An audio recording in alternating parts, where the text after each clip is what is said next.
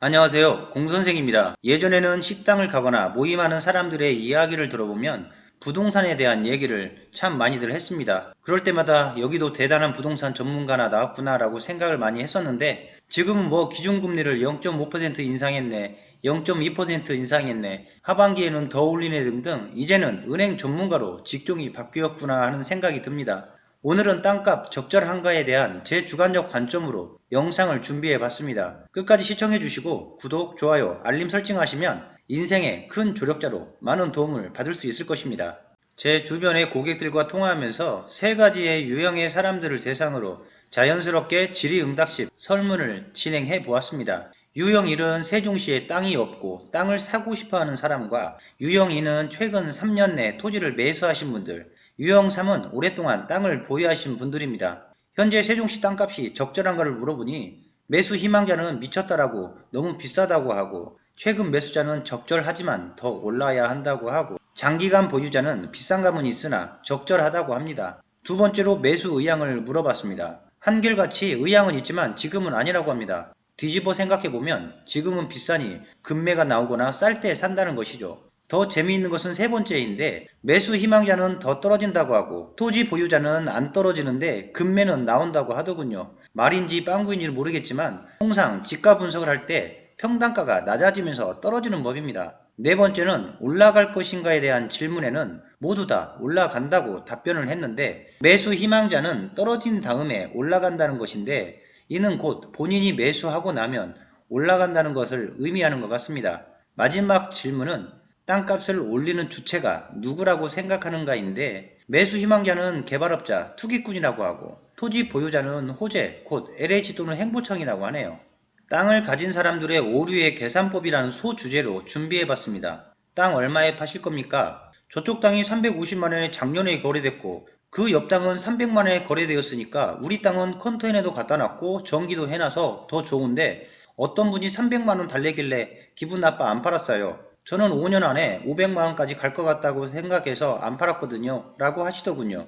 하지만 제가 봤을 때는 도로 조건이나 모양도 인접지 땅이 더 좋았습니다. 지금은 시장 상황이 매수 우위 시장으로 바뀌었고 평당가가 비싸다고 생각되는 것과 토탈 금액이 무거운 것들은 금리 인상 등으로 매수 의지를 접게 만들었는데 무슨 객관적인 근거로 내 땅이 좋고 비싸게 받냐고 생각하는지 여쭤보고 싶었지만 제가 내숭적인 성격이라 말은 잘 못했습니다. 욕심은 결국 침체를 부릅니다. 전에 조건이 다소 까다로운 땅이지만 그 조건에 정확히 충족되는 귀한 토지 매수자가 있어서 계약을 진행하고자 했는데 더 받고 싶은 나머지 자녀 핑계를 대다가 계약이 안 되었고 두 달이 지난 뒤 상황이 좋지 않다는 것을 인지하고 확인한 뒤에 그 손님에게 전화를 해서 그 금액에 주겠다고 하며 다시 계약을 하자고 하였습니다. 빈정이 상할 대로 상한 매수자는 이미 다른 토지로 전환돼서 더 좋은 조건으로 계약을 하였습니다. 고객은 절대 기다려주지 않습니다. 그리고 부동산이라는 것은 조금 서운하다고 생각되게 파는 것이 좋습니다.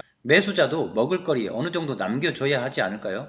누룽지까지 물 말아서 다 긁어먹고 시커먼 솥단지만 던져주면 누가 좋아하겠습니까? 이런 땅이나 아파트 내 부동산들은 계속 반복되고 가격도 잘 안 오르는 법이죠. 현장의 분위기는 부동산 전문가가 제일 잘 알고 빠르게 진단 평가할 수가 있습니다. 이 땅이 아니어도 거래할 땅은 많다는 것이죠.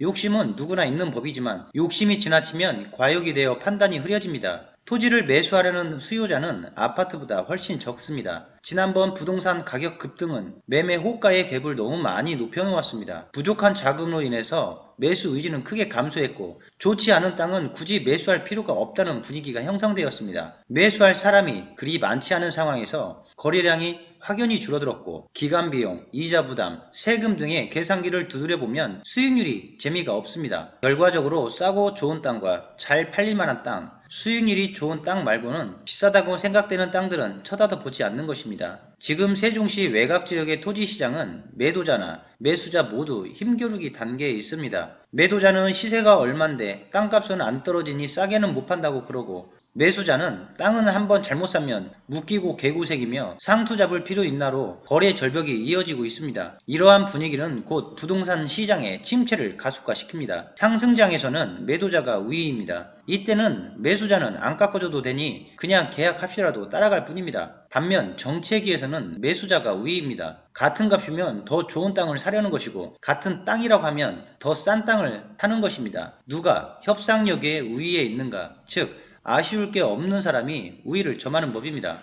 계속해서 말씀드리면 결국은 누가 시간이 더 촉박하냐에 따라 땅값은 결정되는 것 같습니다. 세종시 아파트값이 1년 내내 하락한 이유는 비과세 기간이 임박해 있고 기간이 경과되면 중과세 등으로 재미가 없기 때문입니다. 서울도 미분양이 나왔고 수도권 즉 살기 좋다는 인천 송도도 미분양이 속출되었고 대구는 전멸되었죠. 입주 미분양과 수분양자의 입주 기간은 정해져 있습니다. 매매가가 떨어지니 전세가도 하락하고 미래 가치도 떨어지는 법입니다. 이에 따라 불안한 심리와 공포 수요는 올라갑니다. 아파트는 비과세 기간 제한과 건물의 노후화, 고금리, 시장 환경, 즉 수요자 등에 따라 시장 가격이 결정되고 반응도 빠르게 나타납니다. 반면 토지는 개별성과 희소성, 영속성과 감가상각이 없어서 시장 가격 결정의 반응 속도가 느립니다. 그렇지만 절세를 위한 요건 갖추는 것이 까다롭고 용지별 법적 제약이 많습니다. 즉 휴경 농지가 되었다고 하면 처분에 대한 이행 강제금이 붙는 것이고